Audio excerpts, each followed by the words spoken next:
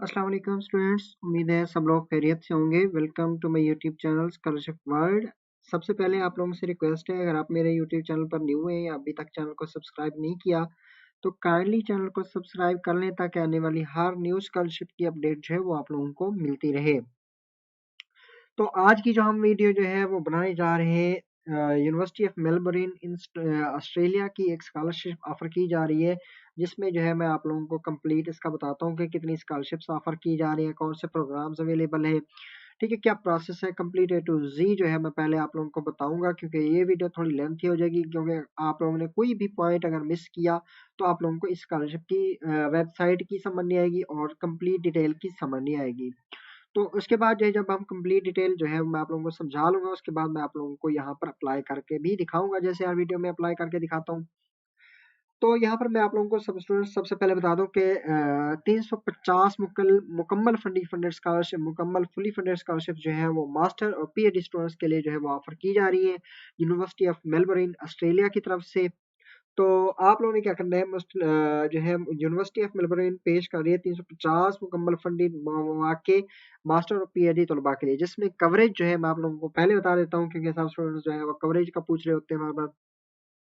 तो यहाँ पर मैं आप लोगों को बता दूं कि मुकम्मल ट्यूशन फी जो है वो आप लोगों की कवर की जाएगी, महाना वजीफा दिया जाएगा आपको, ठीक है, महाना जो स्टाइपेंड होता है मंथली स्टाइपेंड दिया जाएगा, हेल्थ इंश्योरेंस दिया जाएगा, आप लोगों को रिसर्च के लिए अलग से फैसिलिटीज और फंडिंग दी जाएगी, ठीक है।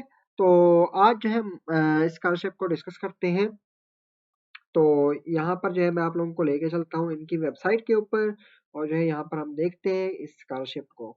तो ये स्कॉलरशिप की वेबसाइट है, इस स्कॉलरशिप के वेबसाइट का लिंक जो है वो आप लोगों को वीडियो के डिस्क्रिप्शन में मिल जाएगा, और हमारे व्हाट्सएप चैनल का लिंक जो है वो भी मिल जाएगा, तो वहां से आप लोग इसमें अप्लाई कर सकते हैं, ठीक है। तो चले हम आज की वीडियो स्टार्ट करते हैं। सबसे पहले तो मैं आप लोगों को बता दूं कि ये देख लें कि यूनिवर्सिटी ऑफ मेलबर्न का लोगो है, यूनिवर्सिटी ऑफ मेलबर्न की हमने ऑफिशियल वेबसाइट ओपन की हुई है। तो स्कॉलरशिप का नाम क्या है, मेलबर्न रिसर्च स्कॉलरशिप, ठीक है। मेलबर्न रिसर्च स्कॉलरशिप के बारे में आज हम कंप्लीट जो है वो गाइडेंस देंगे आप लोगों को। तो यहाँ पर आप लोगों को मैं बताता चलूँ कि आप लोगों को जो फंडिंग दी जाएगी 100% फ्री रिमिशन है आपकी, और आप लोगों को फंडिंग दिया जाएगा $1,35,000, ठीक है, ये आप लोगों को मिलेगा। तो उसके बाद हम स्टार्ट करते हैं। ये स्कॉलरशिप जस्ट मास्टर और पीएचडी स्टूडेंट्स के लिए है, और यहाँ पर डोमेस्टिक और इंटरनेशनल स्टूडेंट्स दोनों जो है वो इस स्कॉलरशिप के लिए अप्लाई कर सकते हैं। सबसे पहले उन्होंने अमाउंट की बात की है। अमाउंट जो है मैंने आप लोगों को पहले बता दिया है। ड्यूरेशन क्या होगा, 1 और मोर ईयर होगा, क्योंकि मास्टर और पीएचडी का डिफरेंट डिफरेंट होता है।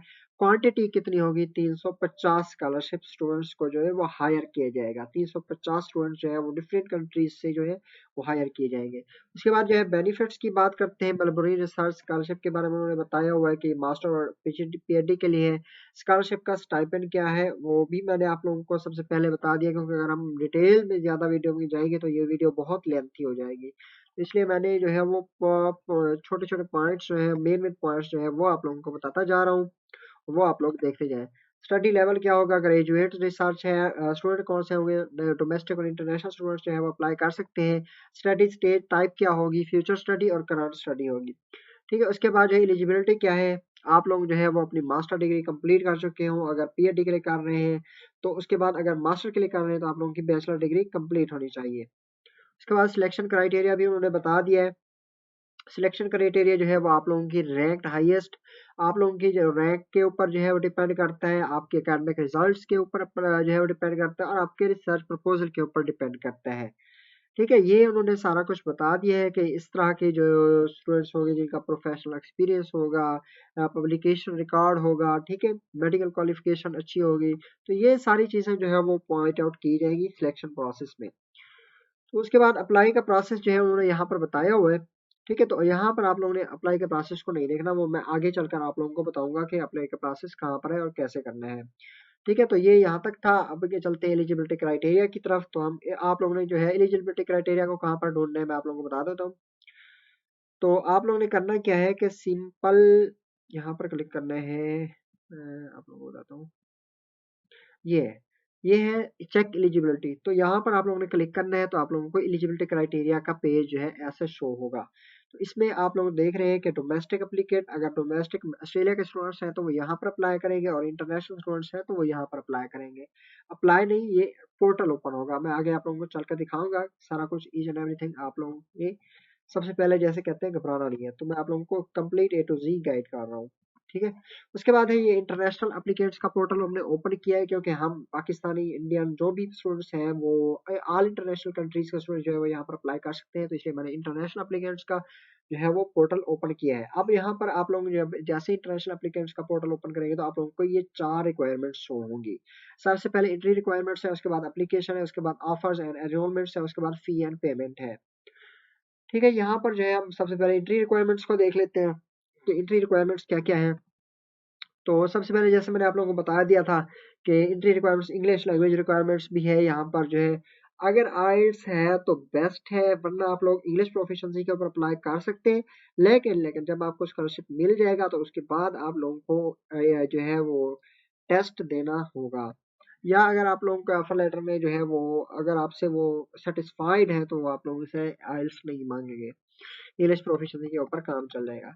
मिनिमम एलिजिबिलिटी क्या होनी चाहिए वो ये उन्होंने बताया हुआ है कि आप लोगों का 75% जो है वो होना चाहिए ऑल ओवर, जैसे ऑस्ट्रेलियन बैचलर कोर्स के अकॉर्डिंग, ठीक है। उसके बाद जो है ये चीज़ें जो है उन्होंने कहा हुआ है कि 4th ईयर अंडर ग्रेजुएट और मास्टर लेवल की आप लोगों के पास डिग्री कंप्लीट होनी चाहिए। अगर आप लोग मास्टर के लिए कर रहे हैं तो आप लोगों की बैचलर कंप्लीट होनी चाहिए, पीएचडी के लिए कर रहे हैं तो मास्टर कंप्लीट होनी चाहिए। उसके बाद जो है वीज़ा रिक्वायरमेंट्स इसको छोड़ दें, ये आप लोगों ने खुद पढ़ लेना है। Course specific requirements, find a supervisor, अब आप लोगों को जो अपना सुपरवाइजर फाइंड आउट करना है, अगर पीएचडी के स्टूडेंट्स हैं या मास्टर के, तो आप लोग कोर्स यू अप्लाई फॉर, तो यहाँ पर क्लिक करके अपने सुपरवाइजर को भी फाइंड आउट कर सकते हैं। रिसर्च प्रपोजल कैसे लिखना है उसके लिए भी उन्होंने जो है वो एग्जांपल्स जो है वो दी हुई है। इंग्लिश लैंग्वेज रिक्वायरमेंट का उन्होंने यहाँ पर बताया हुआ है।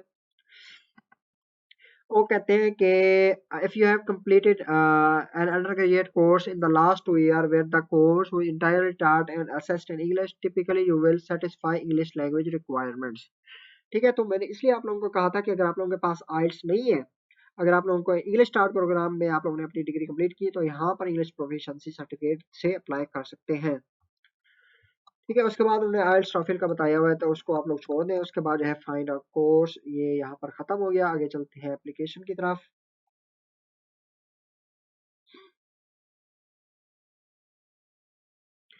अब ये है एप्लीकेशन का प्रोसेस, दूसरा प्रोसेस था जो एप्लीकेशन का, तो उसको ओपन किया हुआ है। आप सबसे पहले आप लोगों ने कैसे अप्लाई करना है, तो यहाँ पर स्टेप्स हैं डिफरेंट। तो सबसे पहले आप लोगों ने क्या करना है, अपना कोर्स को चूज करना है, उसके बाद चेक एलिजिबिलिटी और फी को चेक करना है। अब ये चेक एलिजिबिलिटी और फी क्या है, यहाँ पर मैं आप लोगों के स्टूडेंट्स जो है कंफ्यूज हो रहे होंगे कि इसकी कोई एप्लीकेशन फी है, लेकिन इसकी एप्लीकेशन फी नहीं है।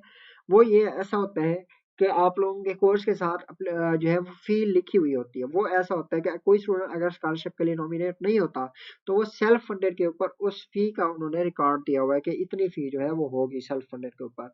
उसके बाद आप लोगों ने अपने डॉक्यूमेंट्स को कंप्लीट करना है, उसके बाद अप्लाई कर देना है, और उसके बाद आप लोगों को जो है वेट करना है ऑफर लेटर के लिए। उसके बाद आप लोगों को सर्च फॉर स्कॉलरशिप और प्लान फॉर अकोमोडेशन, ठीक है। उसके बाद चूज योर उन्होंने कहा है कोर्स, तो उसके लिए डॉक्टर ऑफ फिलासफी है, डॉक्टर बाय रिसर्च है, मास्टर बाय फिलासफी है, मास्टर बाय रिसर्च है, तो वो आप लोगों के ऊपर डिपेंड कर रहा होता है।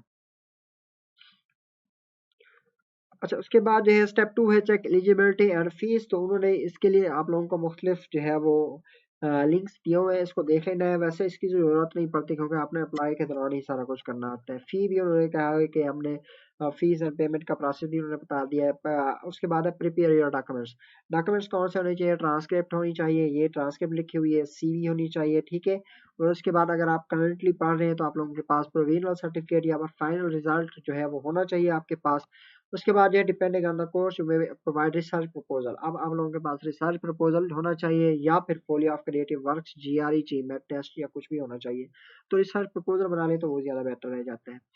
उसके बाद जो है इंग्लिश लैंग्वेज के रिक्वायरमेंट्स को आप लोगों ने कंप्लीट करना है।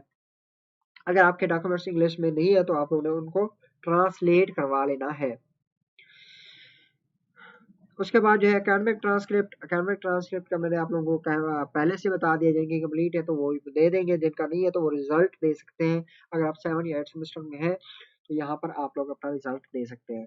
उसके बाद रेफरीज होने चाहिए आपके पास। आप लोग ने अपने रेफरी का यहाँ पर डाटा पुट करना है, उन्होंने कहा हुआ कॉन्टैक्ट डिटेल देनी है 2 रेफरीज की। ठीक है, अगर 5 साल भी हो गए आपको पड़े हुए तो भी आप लोगों ने अपने रेफरी से कॉन्टैक्ट है तो उनका डाटा दे सकते हैं। उसके बाद जो है आप लोगों के रेफरीज के साथ जो है वो कांटेक्ट किया जाएगा और वही आपके रेफरीज जो है आपका रिकमेंडेशन लेटर अपलोड करेंगे। उसके बाद जो है आप लोगों की पब्लिकेशन, अगर आपकी पब्लिकेशन है जैसे मास्टर का स्टूडेंट है तो उसकी पब्लिकेशन लाजमी होती है। ठीक है, 1-2 जो भी पब्लिकेशन है तो उन्होंने बताया हुआ डिफरेंट तरह की पब्लिकेशन जो भी है तो वो चल जाएगी। जैसे जर्नल आर्टिकल आप लोगों ने लिखा हुआ है, ठीक है, वो भी चल जाएगा। बुक चैप्टर लिखा हुआ है तो वो भी चल जाएगा। बुक्स लिखी हुई है, ऑथरशिप है आपकी तो वो भी चल जाएगी। रेफरी कॉन्फ्रेंस पेपर है तो वो भी आप लोगों के चल जाएंगे। तो अगर ये इस तरह की कोई पब्लिकेशन है तो वो आप लोगों का पॉजिटिव इम्पैक्ट होगा। उसके बाद जो है फाइंड अ सुपरवाइजर, आप लोगों ने जो है वो अपना सुपरवाइजर जो है वो फाइंड आउट करना है। उसके बाद जो है उन्होंने बताया क्रिएट वर्ड्स अप्लाई विद मेलबोरिन। अब जो है यहाँ पर अप्लाई प्रोसेस उन्होंने बताया हुआ है सारा। तो अप्लाई प्रोसेस जो है मैं आप लोगों को जो है वो पहले ही बता चुका हूँ कि आप लोगों ने पहले अपना जो है अकाउंट क्रिएट करना होता है, उसके बाद अपना अप्लाई प्रोसेस जो है वो स्टार्ट करना होता है। तो अभी मैं जो है अप्लाई बाद में आप लोगों को करके दिखाता हूँ। उसके बाद ऑफर्स एनरोलमेंट्स कैसे होती हैं। ठीक है, आप लोगों को जब एक्सेप्टेंस ऑफर जो है जब आप लोगों को ऑफर लेटर मिल जाएगा, आप लोग अप्लाई करेंगे पहले तो ये बाद का काम है तो इसको अभी रहने देते हैं और हम अपना अप्लाई का प्रोसेस देखते हैं। हाँ, अगर आप लोगों ने फी और पेमेंट का प्रोसेस देखना है तो वो यहाँ पर इस पेज के ऊपर फी एंड पेमेंट के ऊपर क्लिक करके ये इस तरह का पेज होगा, इसको देख सकते हैं। ठीक है, उसके बाद जो है हम चलते हैं अपने एप्लीकेशन प्रोसेस की तरफ। तो आप लोगों ने क्या करना है कि हाउ टू अप्लाई, जहाँ पर लिखा हुआ है अप्लाई विद मेलबोर्न, तो आप लोगों ने यहाँ पर क्लिक करना है यू कैन अप्लाई ऑनलाइन। ठीक है, तो इसको जैसे ही आप लोग ओपन करेंगे ना तो एक ऐसा इंटरफेस आप लोगों के सामने शो होगा। ये इंटरफेस है। ठीक है, तो इस इंटरफेस को आप लोगों ने क्या करना है, आप लोगों ने आ जाना है बिल्कुल एंड के ऊपर। तो आप लोगों ने क्लिक करना है apply as a new student के ऊपर। जैसे आप लोग apply as a new student के ऊपर क्लिक करेंगे तो एक ऐसा इंटरफेस जो है आप लोगों के सामने आएगा। यहाँ पर मोस्टली स्टेप्स हैं। सबसे पहले रजिस्टर, उसके बाद है अपना कोर्स जो है वो सिलेक्ट करना है आप लोगों ने। उसके बाद आपका अप्लाई करना है, उसके बाद आपने सबमिट करना है और उसके बाद अप्लाई प्रोसेस कंप्लीट हो जाएगा। ये सिंपल प्रोसेस है जस्ट। आप लोगों को कोई 20 से 30 मिनट लगने हैं अगर प्रॉपर आप बैठ के अप्लाई करें। तो सबसे पहला जो मुश्किल काम होता है वो होता है अकाउंट को क्रिएट करना। तो यहाँ पर सबसे पहले पर्सनल डिटेल देनी है आप लोगों ने, जो है वो जो स्टेरिक में है तो वो चीज़ें देना लाजमी है। ठीक है, उसके बाद ईमेल और फ़ोन की डिटेल देनी है, उसके बाद एड्रेस डिटेल देनी है अपनी। ठीक है, उसके बाद सिटीजनशिप और रेजिडेंसी डिटेल देनी है। ठीक है, उसके बाद टर्म्स एंड कंडीशन को ओके करके आप लोगों ने अपना अकाउंट क्रिएट करना है। जैसे आपका अकाउंट क्रिएट हो जाएगा, आपका लॉगिन हो जाएगा, उसके बाद आप लोगों ने अपना कोर्स सिलेक्ट करना है। ठीक है, तो कोर्स सिलेक्ट करने के बाद आप लोगों ने जो है अपना अप्लाई प्रोसेस स्टार्ट करना है। जैसे आप लोगों का अप्लाई का जो है सेक्शन कंप्लीट हो उसके बाद आप लोगों को सबमिट का ऑप्शन आएगा। जैसे सबमिट करेंगे तो आप लोगों को कंप्लीट आपका ऑप्शन शो हो जाएगा। तो ये था सारा का सारा प्रोसेस जो कि 350 फुली फंडेड स्कॉलरशिप जो है वो ऑफर की जा रही है। ये बहुत सारी स्कॉलरशिप्स है मेरे ख्याल में। तो सब स्टूडेंट्स जो है वो ऑल प्रोग्राम्स अवेलेबल हैं, तो सब स्टूडेंट्स यहाँ पर लाजमी अप्लाई करें। और जो है यहाँ पर 350 है तो कम से कम आप लोगों को 1-2 तो लाजमी ही मिल जाएंगे और बाकी सारे स्टूडेंट्स जो है वो यहाँ पर सबसे ज़्यादा हर स्कॉलरशिप में जो है सिलेक्ट होते हैं। तो सब स्टूडेंट्स से रिक्वेस्ट है कि यहाँ पर लाजमी अप्लाई करें। काफ़ी सारी स्कॉलरशिप्स हैं, ये 350 बहुत मैनी रखती है और स्टूडेंट्स जो है वो ईजिली यहाँ पर सिलेक्ट हो सकते हैं। चलिए मिलते हैं।